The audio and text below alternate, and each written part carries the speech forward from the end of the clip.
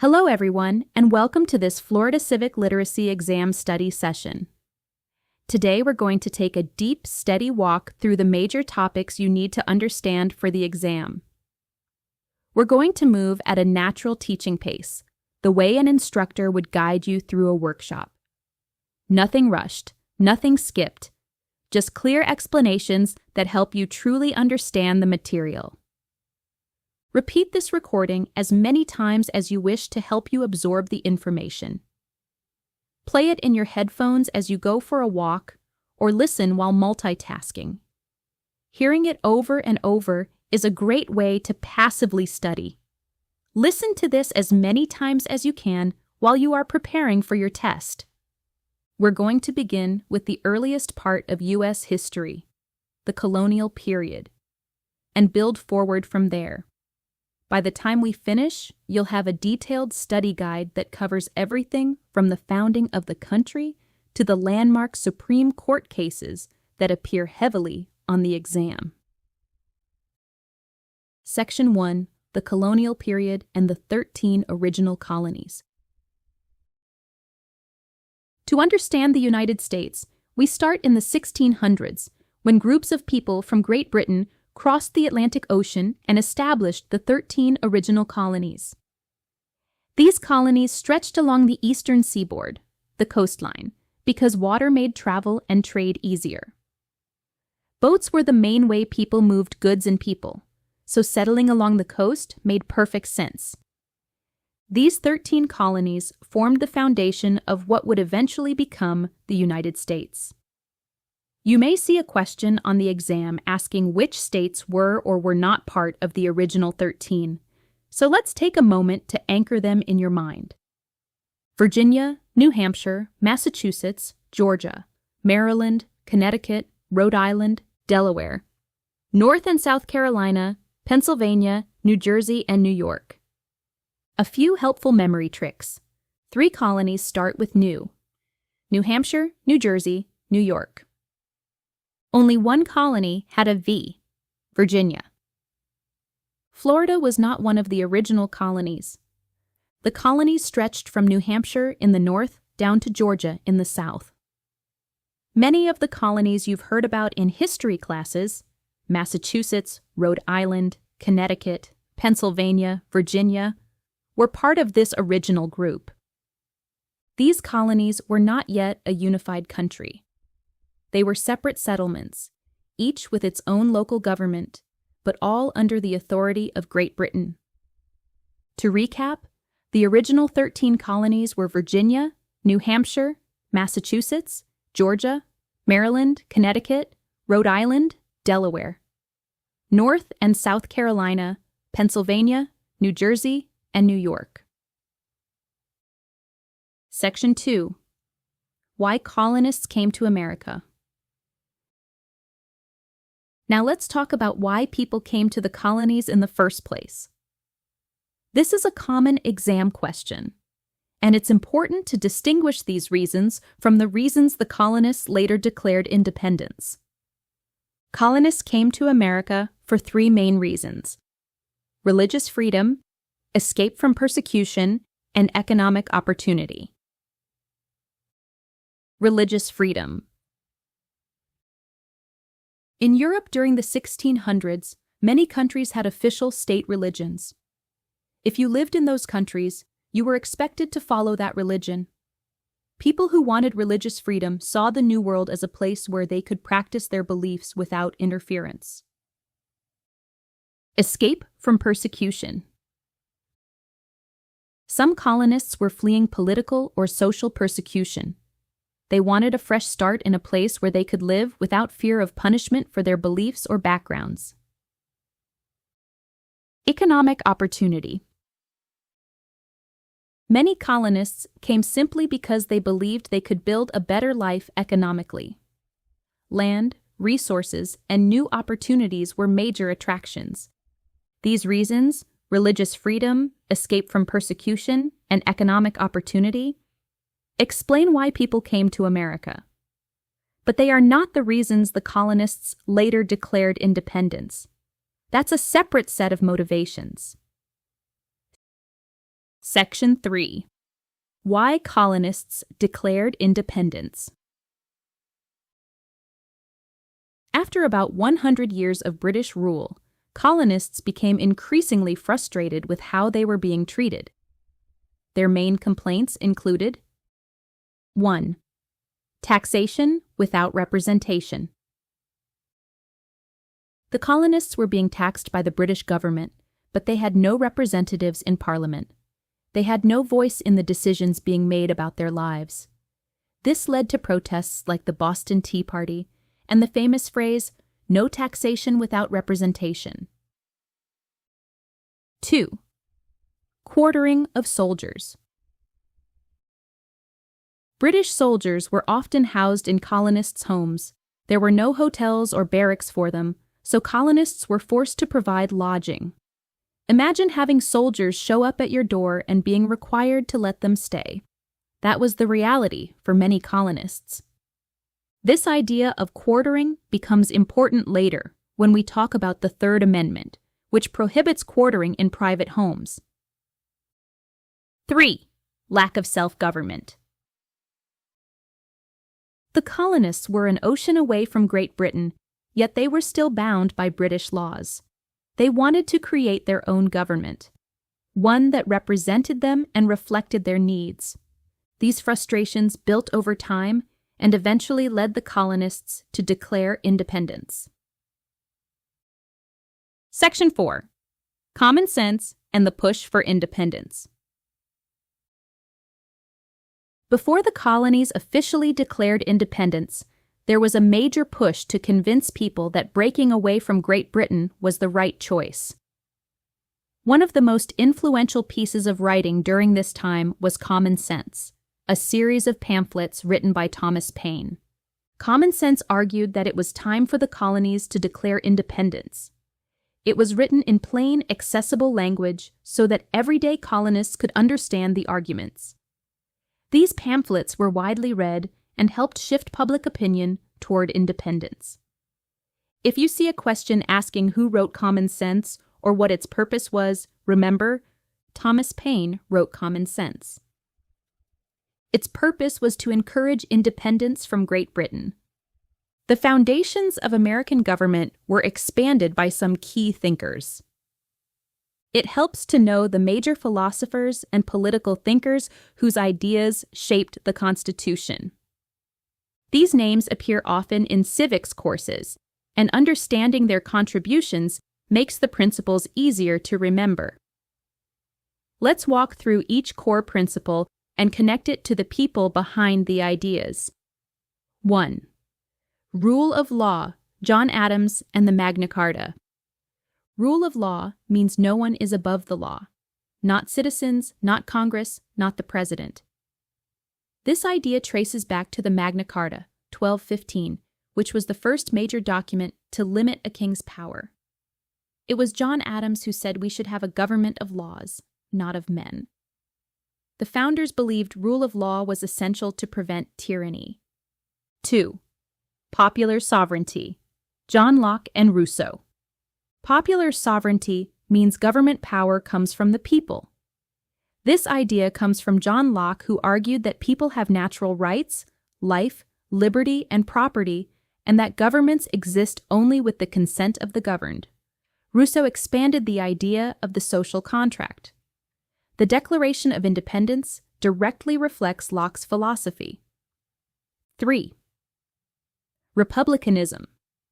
Ancient Rome, Montesquieu, and Madison. Republicanism means citizens elect representatives to make decisions for them. Its roots include the Roman Republic, which used elected officials and checks on power. Montesquieu believed representative government prevents tyranny. James Madison argued in Federalist No. 10 that a republic protects against factions and mob rule. The founders believed direct democracy could be unstable, so they chose a representative system. 4. Federalism. Hamilton and the Federalist Papers. Federalism divides power between the national government and the states. Key contributors include James Madison, who argued that dividing power prevents abuse, and Alexander Hamilton, who supported a strong national government. The Federalist Papers, which explained why shared power was necessary.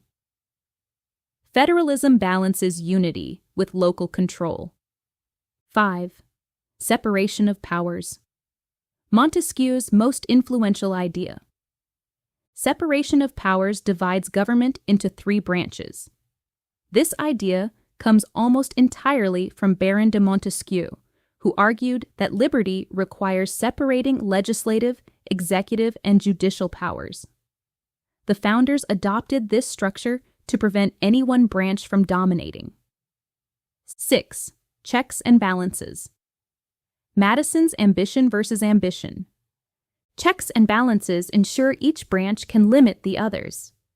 This idea is connected to Montesquieu, who warned that combining powers leads to tyranny.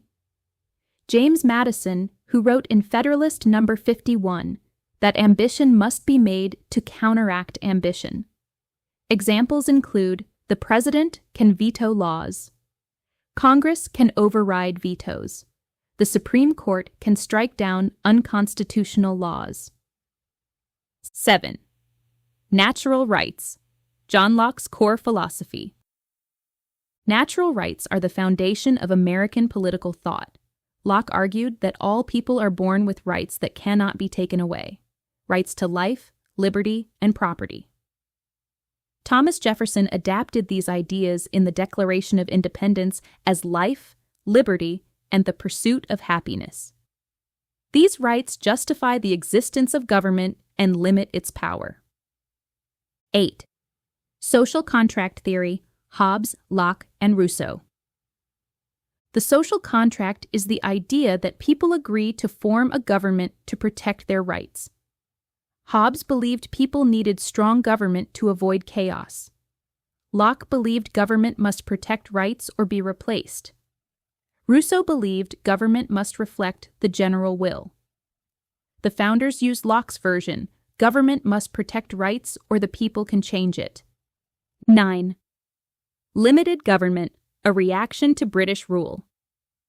The founders wanted a government strong enough to function, but limited enough to prevent abuse. The Constitution limits government through enumerated powers, checks and balances, and the Bill of Rights. 10.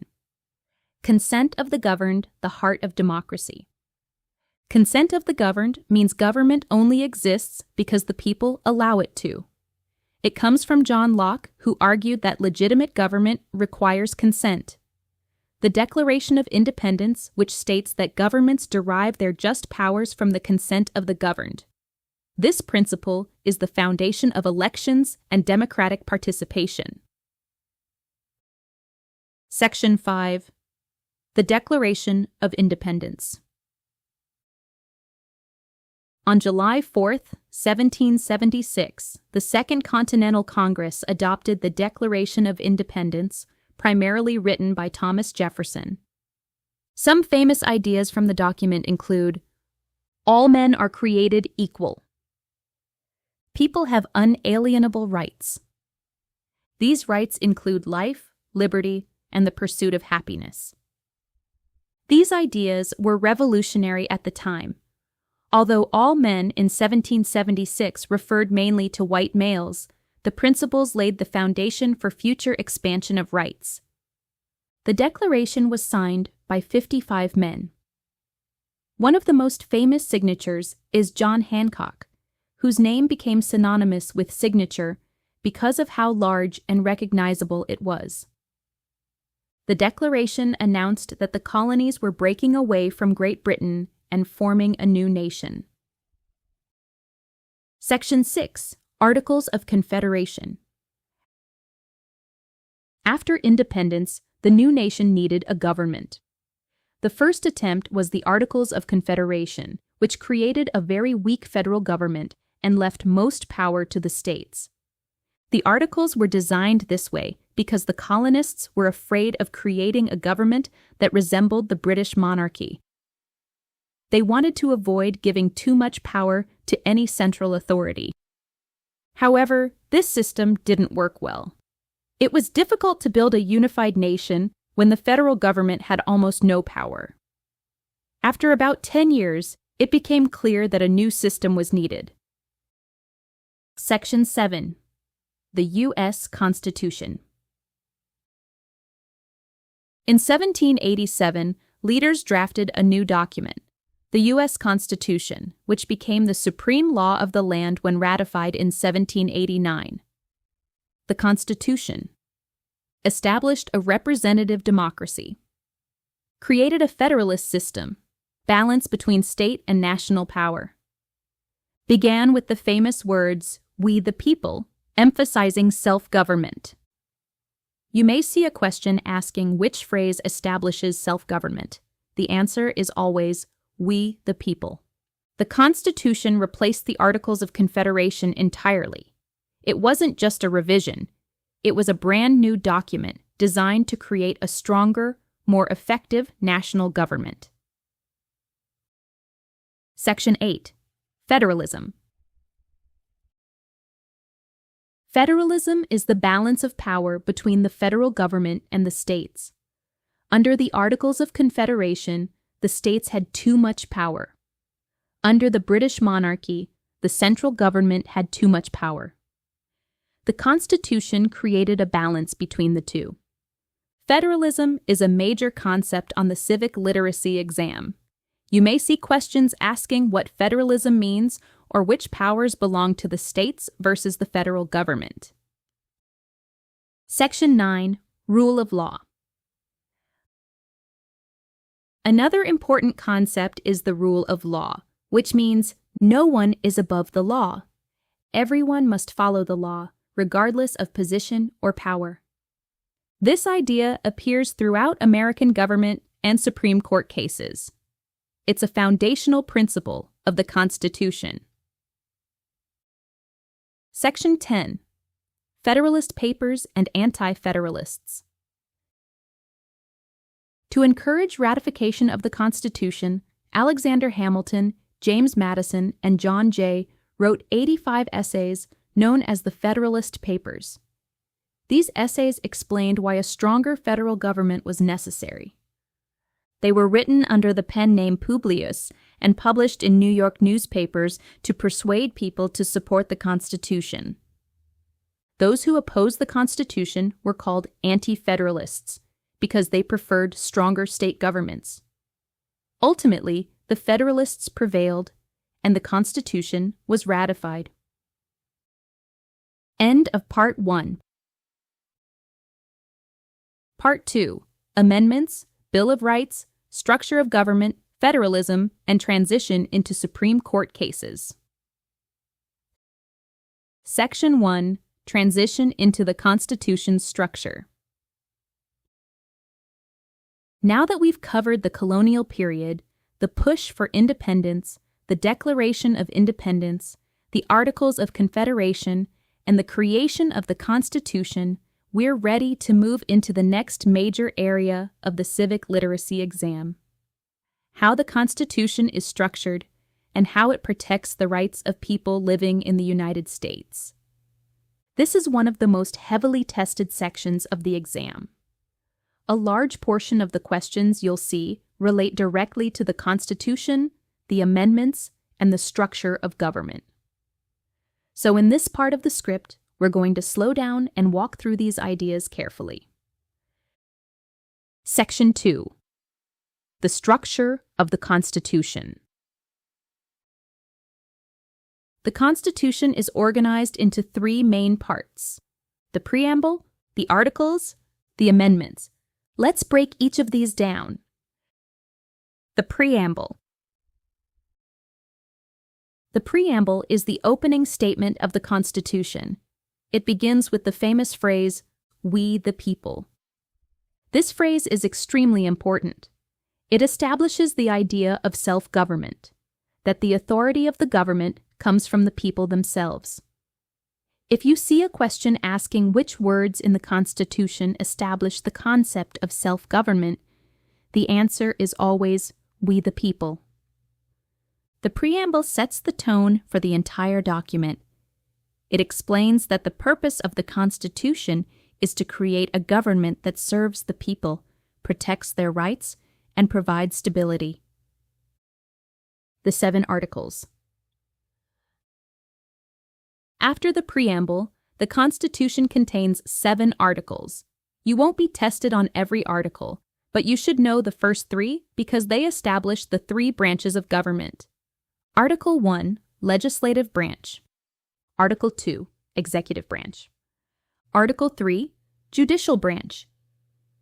These articles define what each branch does, how it functions, and how power is divided among them. The Constitution was designed to prevent any one branch from becoming too powerful. This is why the branches have separate responsibilities and why they can check and balance each other. Section 3, the Amendments. After the Constitution was written and ratified, people realized that although it created a strong structure for government, it didn't do enough to protect individual rights. So, just a couple of years later, the first 10 amendments were added. These first 10 amendments are known as the Bill of Rights. The Bill of Rights. The Bill of Rights was ratified in 1791, just 2 years after the Constitution itself was ratified. These amendments were added to protect the rights of individuals and to limit the power of the federal government. There are 10 amendments in the Bill of Rights, and they cover a wide range of protections: freedom of speech, freedom of religion, the right to bear arms, protection from unreasonable searches, the right to a fair trial, and more. You don't need to memorize every amendment number for the exam, but you should understand the general purpose of the Bill of Rights: to protect the rights of people living in the United States. And that includes citizens, permanent residents, and undocumented individuals. If you live in the United States, the Constitution protects you. Total number of amendments. There are 27 total amendments to the Constitution. The first 10 are the Bill of Rights, and the remaining 17 were added over time. The process for adding an amendment is intentionally difficult. The founders wanted to make sure that changes to the Constitution were thoughtful and widely supported. Section 4, How Amendments Are Passed. This is a very common exam question, so let's go through it carefully. To amend the Constitution. Step 1, Proposal. An amendment must be proposed by a 2/3 vote in both the House of Representatives and the Senate, or a special convention requested by the states. So far, every amendment that has been added to the Constitution has come from the first method, a 2/3 vote in Congress. Step 2, Ratification. After an amendment is proposed, it must be ratified by 3/4 of the states. This means that even if Congress approves an amendment, it doesn't become part of the Constitution until enough states agree. This 2-step process, proposal and ratification, ensures that amendments are not made lightly. It protects the stability of the Constitution while still allowing for change when necessary. Section 5, Federalism, Revisited and Expanded. We talked about federalism earlier, but now that we've covered the structure of the Constitution, let's revisit it with a little more depth. Federalism is the idea that power is divided between the federal government and the state governments. Under the Articles of Confederation, the states had too much power. Under the British monarchy, the central government had too much power. The Constitution created a balance between the two. Federalism is a major concept on the civic literacy exam. You may see questions asking, what is federalism? Which powers belong to the states? Which powers belong to the federal government? The key idea is balance. Neither level of government is supposed to overpower the other. Section 6, Rule of Law. Another foundational concept is the rule of law. Rule of law means No one is above the law. Everyone must follow the law regardless of position or power. This includes government officials, elected leaders, and everyday citizens. Rule of law is a cornerstone of the American system. It ensures fairness and prevents abuses of power. You may see a question asking what the rule of law means. The simplest answer is, everyone must follow the law. Section 7. Representative Democracy. The Constitution establishes the United States as a representative democracy. This means that instead of voting on every issue directly, people elect representatives who make decisions on their behalf. A common exam question asks which part of the government is the most direct example of representative democracy. The answer is the House of Representatives. Why? Because members of the House represent smaller districts and are elected more frequently, making them the closest to the people. Section 8. Federalist Papers and Anti-Federalists. Expanded. We touched on this earlier, but let's expand it here. When the Constitution was written, not everyone agreed with it. Some people, the Federalists, supported the new Constitution and wanted a stronger national government. Others, the Anti-Federalists, opposed it because they feared it gave too much power to the federal government.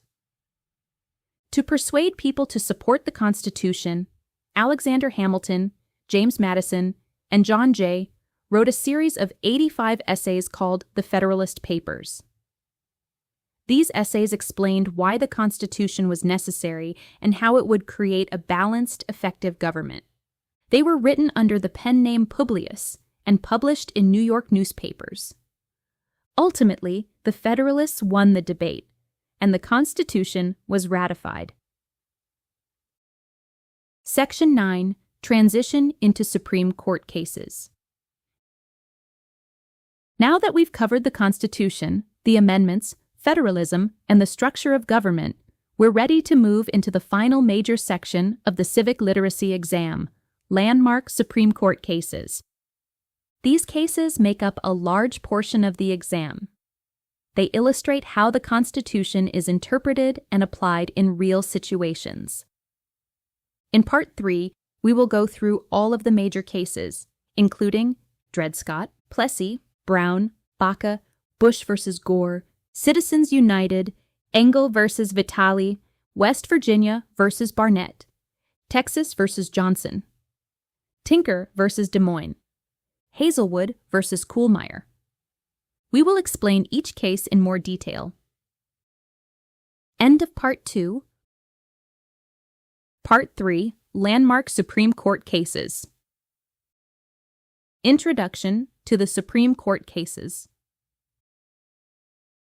Now we're ready to move into the final major section of the civic literacy exam, the landmark Supreme Court cases.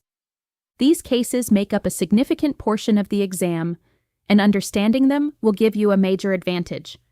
We'll go slowly, explain the background, the issue, the ruling, and the key concept each case represents. We'll also use memory tricks like the V for prayer cases and the T for symbolic speech, because those are extremely helpful. Let's begin with the earliest case and work our way forward. Section 1. Dred Scott v. Sandford, pre-14th Amendment. We begin in the 1800s, just before the Civil War. Dred Scott was an enslaved man living in a slave state. His owner moved him to what is now Minnesota, a free state under the Missouri Compromise of 1820, which designated where slavery was and wasn't allowed. When Scott's owner died, Scott argued, "I'm in a free state. My owner is dead. I should be a free man." But the owner's widow planned to move back to a slave state and insisted Scott was still enslaved. Scott took the case to court. He lost. He appealed. He lost again. Eventually, the case reached the Supreme Court. The Supreme Court refused to rule in Scott's favor for one major reason. They said Dred Scott was not a citizen. He was considered property, not a person with legal standing. Because of that, the court said it could not rule on his case at all. This ruling also effectively nullified the Missouri Compromise because the court said Congress did not have the power to ban slavery in the territories. This case is often remembered as a dreadful ruling, a helpful memory trick from the transcript. Section 2. Plessy versus Ferguson, 14th Amendment, Equal Protection. Now we move to the late 1800s. Homer Plessy was 1/8 African American. In Louisiana, the Separate Railcar Act required white passengers to sit in one railcar and non-white passengers in another. Plessy bought a first-class ticket and sat in the white railcar. He was told to move. He refused. He was arrested. He argued that this violated the 14th Amendment's Equal Protection Clause. The Supreme Court disagreed. The court ruled that separate but equal was constitutional. This decision upheld racial segregation and allowed it to continue for decades. Section 3. Brown versus Board of Education, overturns Plessy. Fast forward to the 1950s. Linda Brown, a young black student in Topeka, Kansas, had to walk past a white school, across railroad tracks, through a dangerous area, to reach her assigned separate but equal school. Her family sued, arguing that segregation in public schools violated the 14th Amendment's Equal Protection Clause. The Supreme Court agreed. Brown versus Board overturned Plessy versus Ferguson. It ruled that separate but equal is unconstitutional. This case began the desegregation of public schools. Section 4. Regents of the University of California versus Baca, affirmative action.